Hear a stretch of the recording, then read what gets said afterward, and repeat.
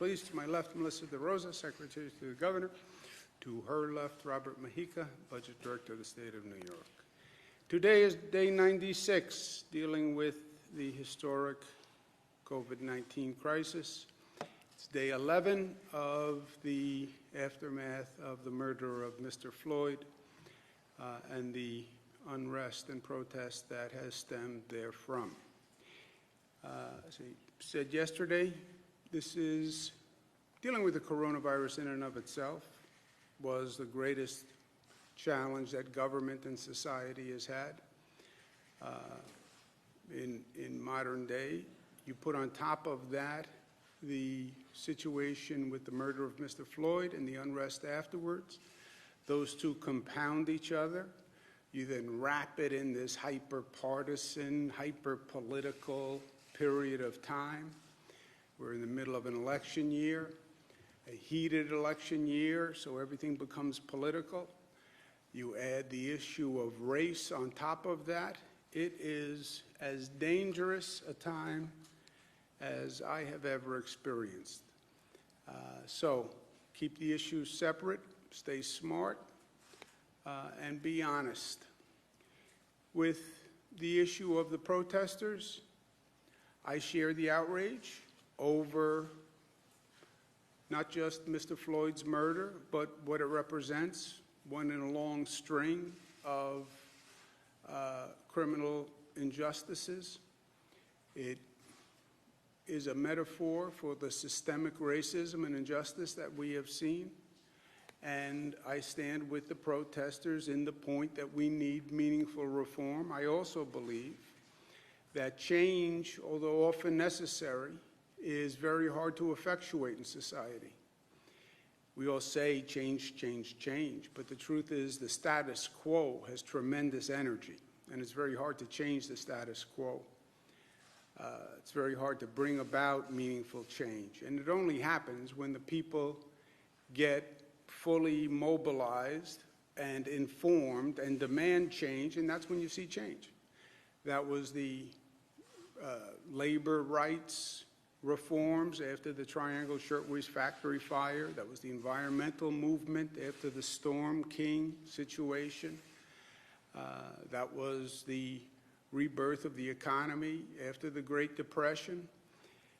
I believe this is a moment for national change and national reform. And I think it can be a positive moment for this country, but it has to be done intelligently.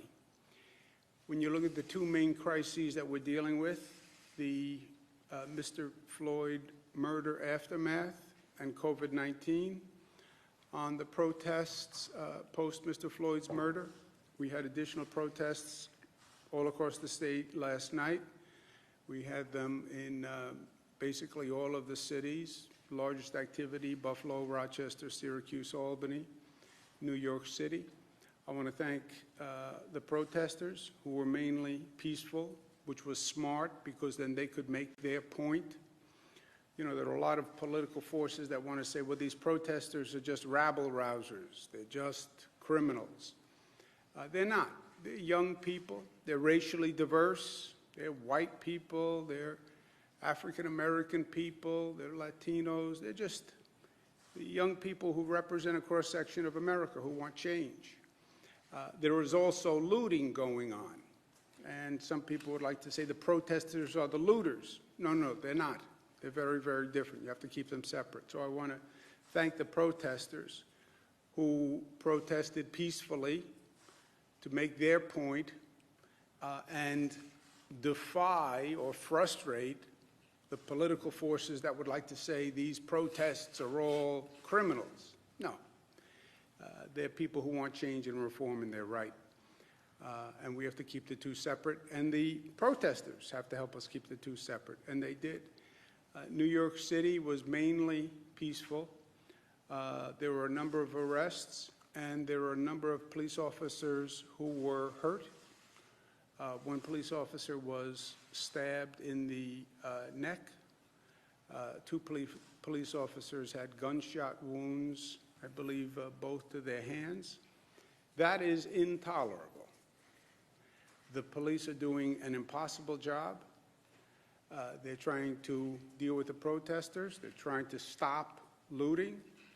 And they're trying to keep themselves safe because the police want to go home to their families.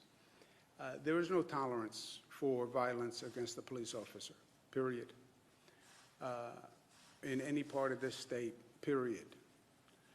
I also want to reinforce to the New York City district attorneys, you have scenes of looting that are on videotape that are indefensible and inexcusable. Looting is criminal activity, number one. Looting now is exploiting this situation with the protests. They know that the police are going to be busy with the protesters. They're then using that as an opportunity to loot, and that is inexcusable. And to the New York City district attorneys, you look at these videos, it would be nonsensical if the police were arresting looters and they were then being arrested and returned to the street the next day to loot again. That would be nonsensical, right? The district attorneys charge crimes. I'm a former assistant district attorney. You look at these videos, burglary too can be burglary with a dangerous instrument, like a pipe, like a crowbar, like a rock, like a brick. But if you have looters who are using rocks, breaking windows, stealing, these people should be charged for the crime that they are committing and bail set, right? I understand the political environment. I also understand that the law is the law, and they should charge crimes appropriately. On the COVID-19 front, good news, continued good news. Total number of hospitalizations are down. Number of lives lost, 52, a little bit higher than yesterday, but this is all within the statistically, these are irrelevant differences. I don't believe the system is this statistically accurate. So we're seeing a continued decline there, although obviously 52 lives lost are 52 too many. But we see that overall movement is still in a positive direction. Few more facts so people understand exactly where we are and how far we've come. The testing is the most immediate data on where you are. Testing is, you test people yesterday and you know how many people tested positive yesterday, okay? We do about 50,000 tests per day. Is that a lot or a little? It's more than any state per capita. It's more than any country per capita. And one day we'll talk about how New York was able to ramp up their testing to be the testing capital of the world. But 50,000 tests per day. That is immediate, an immediate snapshot of where you are. 50,000 tests yesterday. Long Island, 2% test positive. New York City, 2% test positive. Western New York, 2% test positive. Capital Region, 1% test positive, okay? Which is remarkable in many ways. It's remarkable in comparison to the other. If you remember, New York City was much higher than upstate New York. And now you see Long Island, New York City, Western New York, all about the same. Capital District a little lower, but again, these numbers, when you get that close, I wouldn't rely on them. But look at how far we've come. Long Island was 2% yesterday. 2 weeks ago, it was 4%, double that. I'm sorry, 2 weeks ago it was 4%, double that. 4 weeks ago, 1 month, it was 11%. 6 weeks ago, it was 20%. We went from 20% to 2% in 6 weeks. Well, what difference does this socially distance make, masks make? I think it's all a bunch of malarkey. Oh, really? Then you tell me how those numbers dropped like that. Everything we have done is smart and is working. And it's in the numbers. It's not my opinion, it's not my theory, it's not because I'm from New York, it's not because I'm a Democrat. It's in the numbers. New York City was 26% 6 weeks ago, 2% today. Western New York, 15% down to 2%. Capital District, 12% 6 weeks ago. 6 weeks ago was like yesterday. So we're making great progress. But as fast as these numbers came down, is as fast as these numbers can go up.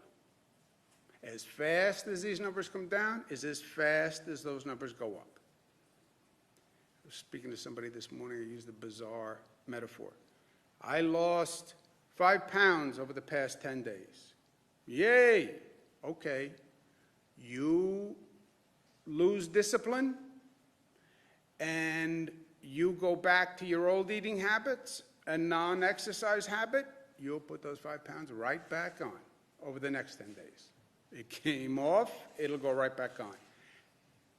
It is a tortured analogy for this situation. This is all a function of our behavior, nothing more, nothing less. On the reopening, reopen with caution. Why?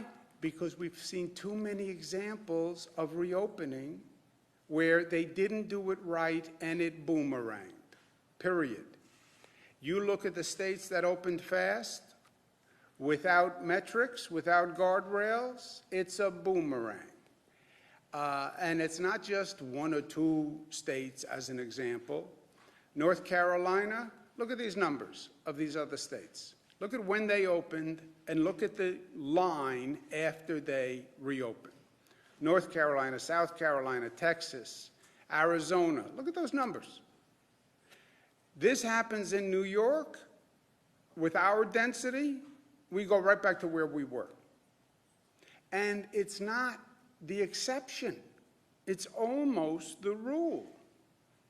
California, you look at them reopening and then look at the curve after the reopening. California, Florida, Mississippi, Missouri, Alabama, Arkansas, Tennessee, Utah.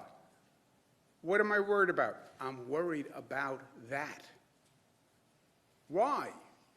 Because it happens quite often. As a matter of fact, it probably happens more times than not. And if we're not smart, that's what's going to happen here. Sweden had a different policy. Sweden didn't do the full close down. They did a limited close down. And everybody said, oh, well, why don't we do what Sweden did? I said, well, we're not Sweden. And who knows that what Sweden is doing is actually right? The lead person for Sweden, who came up with the plan, we don't have to close down, now says, oops, maybe we should have closed down. More people died than had to die. Even the countries that did it right and then reopen see this second wave, this second spike, where the numbers go up again. So, I'm not a nervous Nelly. I just read the numbers. With the protesters, they could actually compound the situation. Why? You have 30,000 people who have been protesting statewide. You look at the video as well as I look at the video. Many of them wear masks, thank God. But there's no social distancing. You look at the encounters with the police are right in their face. They're right in the face of the police. 20,000 protesters in New York City, 1,000 protesters on Long Island. These are big numbers. And yes, they're young people and they're superheroes and nothing can affect me. We're going to open the testing facilities for all people who are at a protest. The super spreader, all these new terms. Super spreader. What's a super spreader? Super spreader is what happened to us in New Rochelle, Westchester, where we had the first hotspot, new term, in the United States of America. One person can infect hundreds. If you were at a protest, go get a test, please. The protesters have a civic duty here also. Be responsible, get a test, go to the website, find out the testing site nearest you. We have 700 in the state. You can get a test, get a test. Also, allow the police to do their job when you're protesting. The reason the peaceful protest is so important, not just so you don't get categorized, stereotyped as criminals, but so the police can actually focus on their job, which is stopping the looting. Wear a mask and tell people that you may have been exposed to COVID. If you were at one of those protests, I would, out of an abundance of caution, assume that you are infected. And tell people, when you go home, tell your parents, tell your sister, tell your brother, who may not be 25 years old and consider themselves a superhero. Tell people, I may have been exposed, and act like you may have been exposed. Because, by the way, you may have been exposed. And you're not worried about yourself? That's a different conversation. Worry about your 55-year-old grandfather, or your 62-year-old grandmother, or your 60-year-old parent or uncle or aunt. They can die from this virus. And by the way, you could too, but that's a separate conversation. Also, there's a lag in the numbers, remember. Somebody goes to a protest last night to get infected. You don't find out today, you don't find out tomorrow, you don't find out the next day. It can be 4 or 5 days until any symptoms show. Symptoms may never show, right? Asymptomatic transfer. And if you're really seriously ill, they may be in a hospital in 8 to 12 days. 8 to 12 days is a long time when we're measuring day to day to decide what to do. You saw the difference in the numbers. 2 weeks is a lifetime in the numbers. So if you had a viral spread through these protests, we're not going to see it in the numbers for a while. And in the meantime, we're making all these decisions on reopening.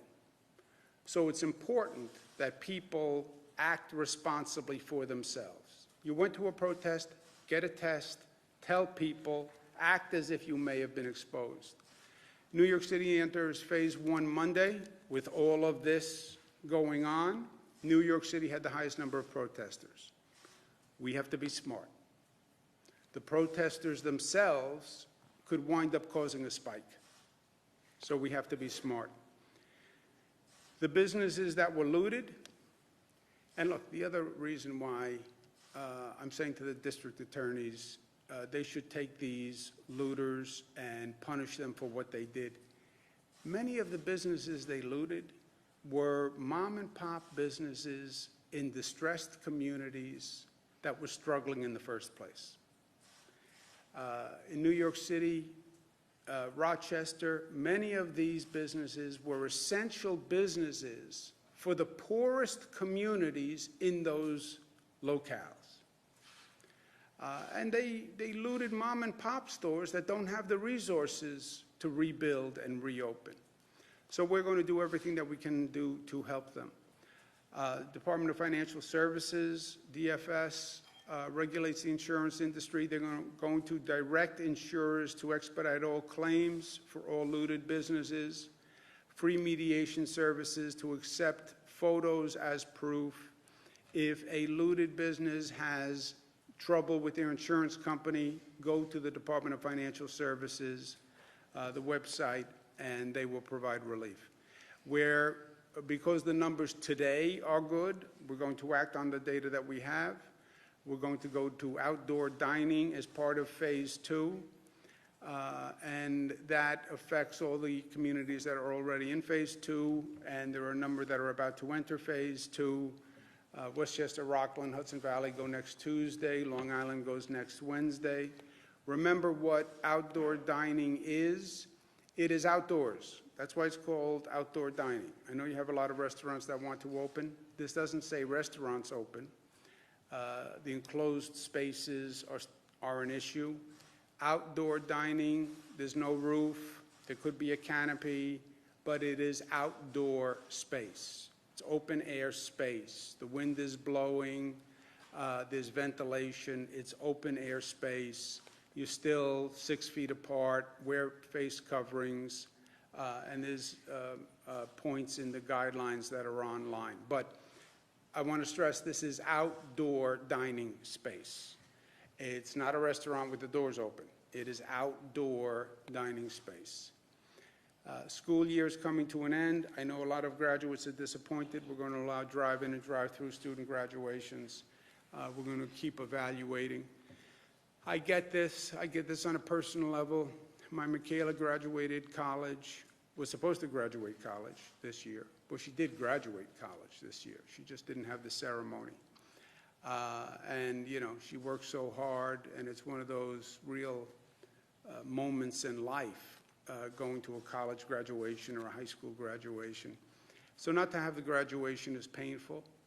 I get it. As soon as we can do it, we will. If there's a way drive-ins or drive-throughs can be helpful, I hope that makes a difference in the meantime. I talked to Michaela about it. Look, this is just a bizarre time. It's a time they'll write about in the history books for years to come. They'll talk about for years to come. I've said all along, it's also a time of reflection, value changing, learn about yourself, learn about your family, you learn about people.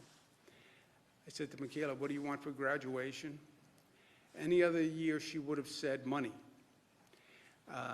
She just goes for the money, and then that allows her to get what she wants to get, so there's certain logic to that. This year she said to me, I want something that means something to you. I said, what does that mean? She said, well, I want something that just means something to you. I said, how about I give you money and then you buy something that you think? She said, no, I want something that means something to you. She would not have said that at any other time but for this. I think it's changed all of us. It's given us all a different perspective. I'm going to give Michaela my watch. It made me think, what means something to me? What means something to me? I'm going to give her my watch. It means something to me. It's the best thing I have that my father gave me. My father gave me the watch when I was elected Attorney General, my father and mother. So I've had it for about 14 years, but it means something to me. So she won't be able to wear it because it's a man's watch. Maybe she can. But it means something to me. And you know what? It's a smarter gift. It's a better gift. It means something to her, means something to me. And this whole period has brought us to a deeper place as a family, for my own family, and for myself. But I get what it's like not to have the graduation. Today at 2 o'clock, we'll have a moment of silence statewide in respect for Mr. Floyd and his murder and his family's pain and grief, and as a symbolic moment to say, we understand what happened, we're sorry, we grieve, and this is an injustice that should never happen again. And we're going to act. We're going to act in the state of New York. We'll pass 50A, which releases disciplinary records. But we stand in solidarity with the senselessness of his brutal murder. And that is part of being New York: tough, smart, united, disciplined, loving. It's about being loving for one another. Governor, last night we all saw videos of New York City. Systemic racism and changing policy and overall having more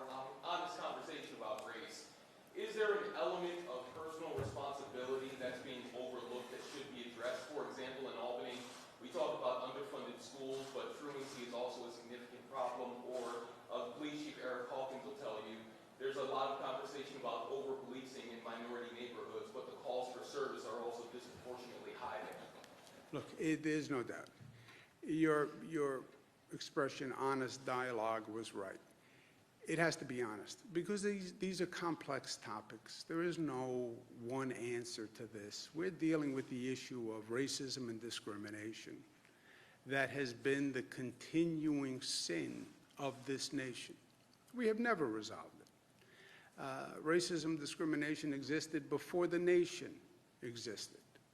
It goes back to the slavery debate and issue in this country, right? Personal responsibility is also part of it, no doubt. And that's why it's so hard to get at it. You know, we're accustomed to one answer, one solution. There's just one sentence that will answer everything. That's not what this is. It is not what this is. The protesters and the police, what's going on in New York City. Who's right, who's wrong? It doesn't work that way.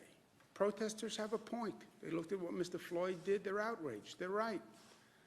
Police have to do their job. They have to protect the public safety. They have to stop the looting. They have to do their job. People attack police officers? They attack police officers? You run up to a police officer, they stab a police officer yesterday? They've treated police officers with such disrespect in New York City that I am stunned. I've never seen that level of disrespect to a police officer. Now, I come from a different time and place, but a police officer, you wouldn't dare disrespect a police officer. But this is at a level that is just inappropriate, unconscionable.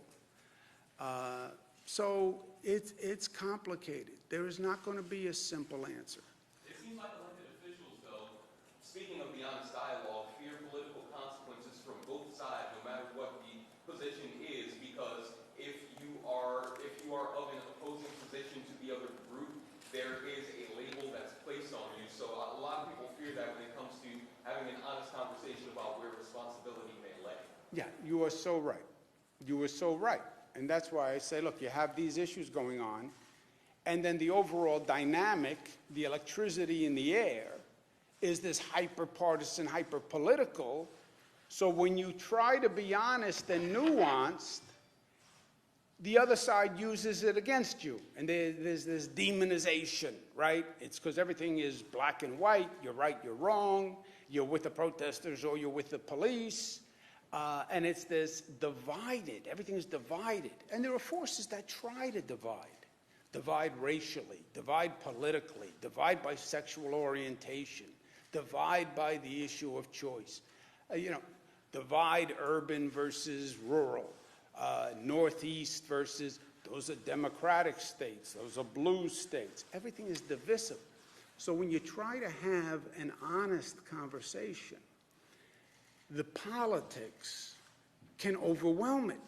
And it makes people afraid to have an honest conversation because they're going to be attacked politically. That's why it was so important for me at the beginning of this coronavirus situation to take myself out of the politics. You know what? I'm going to tell you the truth. You want to attack me from the left, you want to attack me from the right, God bless you. But I'm out of the political business. I'm not running for president. I'm not running for anything. I'm not going to Washington. I am here as long as the people have me. I have no politics. I'm just going to tell the truth. But you're right. It is a hyper-partisan, hyper-divided situation, and you're trying to talk about a very sensitive, complex, nuanced topic in an environment where people are looking to take anything you say and use it against you.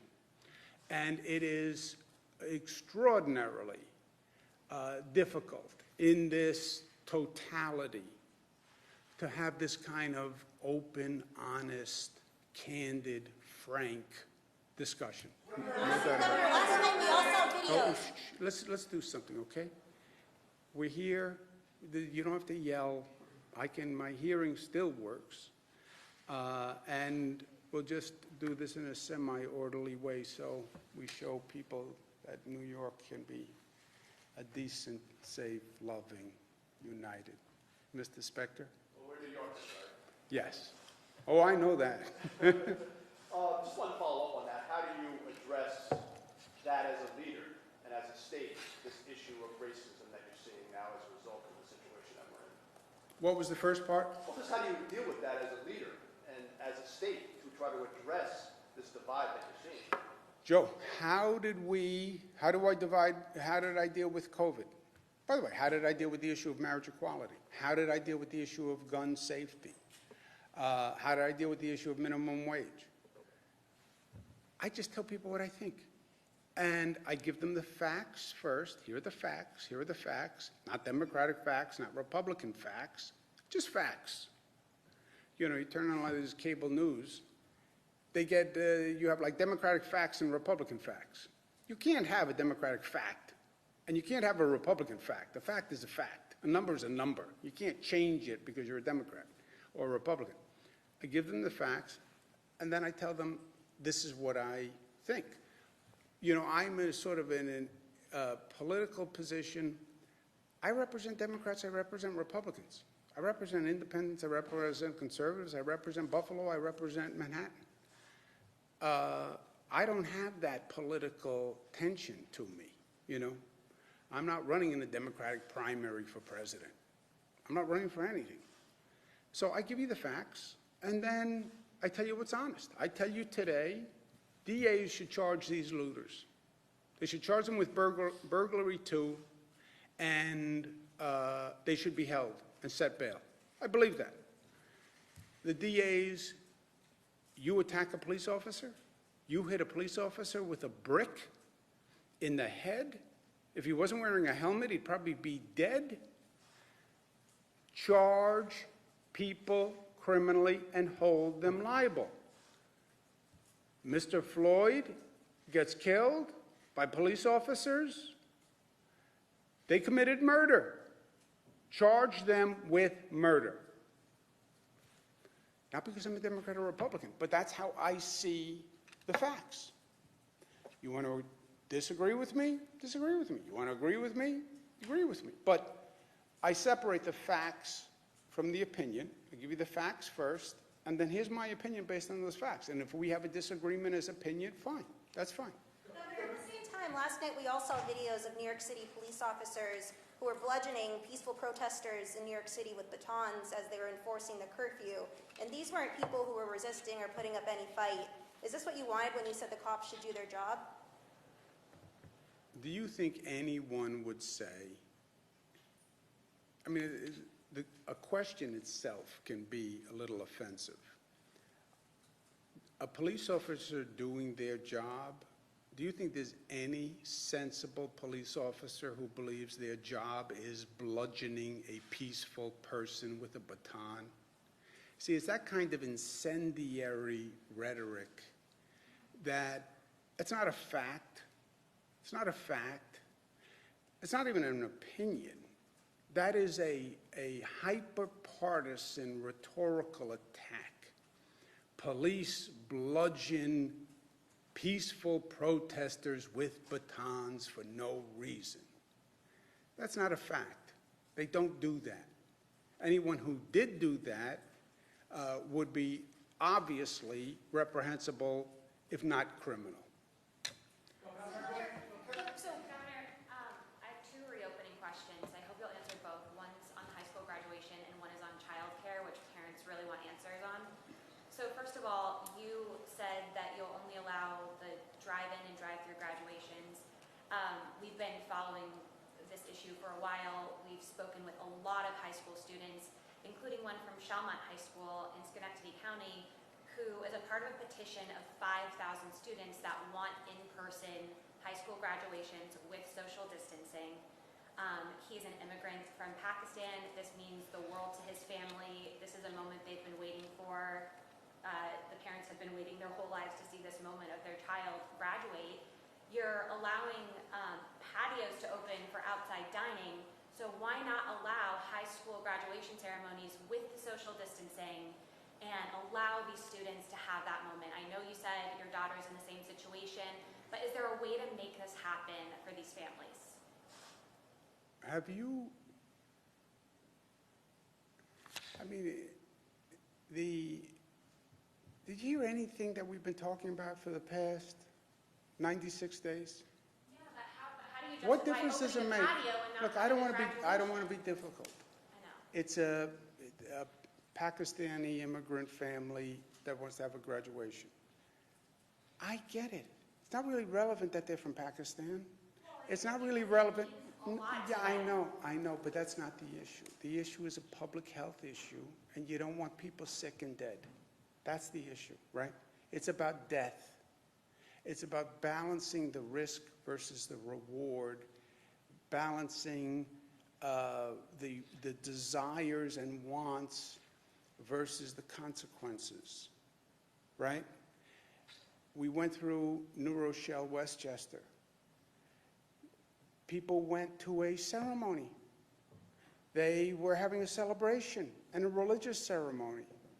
Beautiful, of course you should go. Yeah, people died. People died, right? So, yeah, I know everybody wants to go to a high school graduation. I get it. Not if they're going to die, right? Okay. Go ahead, Bernadette.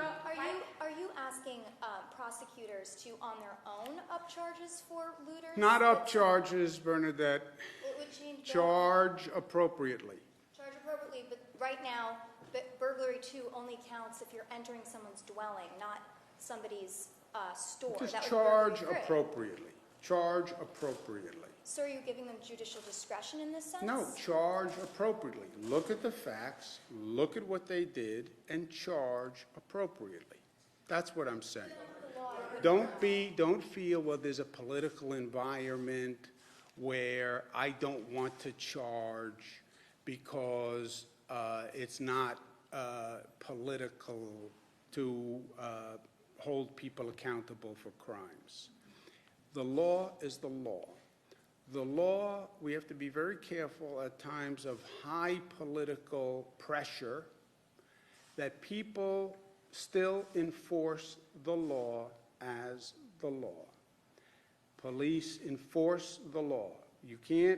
Police have to do their jobs in a political environment or not. DAs have to do their jobs, enforce the law. I'm not interested in a political enforcement of law. I'm interested in enforcing the law as the law. You had a point, Melissa? Yeah, if I could. So, Penal Law 140.25, Subdivision 1, applies to stores. It applies directly to looting. I think what you're referring to is the changes that we made in the budget that applies to dwellings, which actually aren't even in effect until July 3rd, right, because there was a 90-day lag. This has always been the law. It wasn't changed in the budget. And it says that bail could be set if a person is A, carrying a dangerous instrument, which includes a rock, B, uses a rock, brick, or the like to break the window to gain entry, or C, another participant acting with the defendant that did A or B. That is burglary 2 under Penal Law 140.25. So I understand some of the district attorneys may feel uncomfortable charging that as Burg 2 because traditionally they charge that as Burg 3, but they have the tools available to them, and I think what the governor is saying is they should use them. So are they incorrectly applying the law at this Yes, point? they're not using the tools that are available to them. This is the opinion of our counsel's office as well as the legislative counsel's offices, which wrote the law. Yeah, but there's no incorrect. It's not a blame. I know it's about you want to who's to blame. I'm not blaming anybody. Look at the facts, look at the law, enforce the law as the law without political pressure. Governor, just to return to last night, in Canton Plaza, in Brooklyn, the police did use batons and they did use physical pressure to try to disperse protesters. Some protesters were injured. What do you make of those tactics, and is that appropriate for clearing a curfew? Police have to enforce the law. if you are violating the curfew and you refuse to leave, so you continue to violate the curfew, the police officers have to enforce the law, which is you are supposed to be off the street. But the use of batons seems particularly violent, particularly when all of these protests are about police brutality at its essence. So is the use of batons and physical violence or force Well, a baton, I didn't see any, I don't know what you're talking about with Cabinet Plaza in Brooklyn, but when you say use a baton, what does that mean? Did they hit somebody with a baton? That's what our reporting shows. Your reporting says they hit somebody who didn't do anything wrong. Well, if they hit somebody, if somebody's standing there and they just walked up to somebody and hit them with a baton, clearly that's wrong, right? But I don't believe that's what happened. If they did do that, it's wrong. Do you expect that to be a full repeal that the legislature will go for, or will it be a modification to address some privacy concerns that PBAs have raised? Well, there are a number of concerns about 50A, about how you do it, and I'll work with the legislature. We haven't had any specific conversations yet. Let's take one more. Dan? 5 years ago, you signed an executive order having the Attorney General look at police-involved deaths. Do you want to see the legislature codify that finally as they consider these bills over the next few weeks? And are there ways to strengthen it? I'm sorry, did you say 5 minutes ago I signed? 5 5 years. years ago. Yeah, I was going to say. Well, you realize how smart that executive order was now, right? Because those are the reforms they're talking about that need to be made. We did that 5 years ago, and again, by executive order, not by the law. I tried to change the law, which sort of vindicates this whole movement, right, that's out there. Even in New York, I couldn't get the law change passed. That's why I had to do it by executive order, and that was 5 years. And I believe this is a common sense reform. I don't believe the DAs should be investigating police abuse of their police force. Why? Because conflict of interest works on two levels: the reality of a conflict of interest or the perception of a conflict of interest. Why would people believe, especially in this charged environment, that any prosecutor who works with that police agency day in and day out is now going to be the independent reviewer of abuse? Just common sense suggests if you're working with those people day in and day out and you're going to work with them tomorrow after you make this ruling, how are you independent? And the whole situation here is about credibility, that people know this is a fair justice system. So we said the Attorney General, who is independently elected statewide, let the Attorney General investigate any situation where a police officer kills an unarmed person. It was very controversial. I couldn't get the law passed. I did it by executive order 5 years ago. And now, today, they're still saying, oh, we need a reform like. Thank you very much. I did it 5 years ago. But I believed it 5 years ago. I believe it today. I believe it should be done on a national level, where we should have a system in this country where we say a police abuse case cannot be handled by the local prosecutor who works with those police day in and day out. And that is the law in this state by executive order.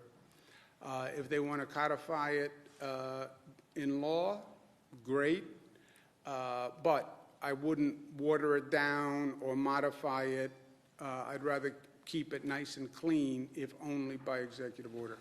I'm going to go to work. Is that right? Please. What about the state police? Local highway superintendents who tell us they're trying to get reimbursed for the public works projects, and the system's been frozen. Should they stop doing those public works programs, or will they eventually be reimbursed by the state? Do you know this is correct? These are for projects that are ongoing. They'll eventually be reimbursed by the state for those projects that are already started and that are ongoing.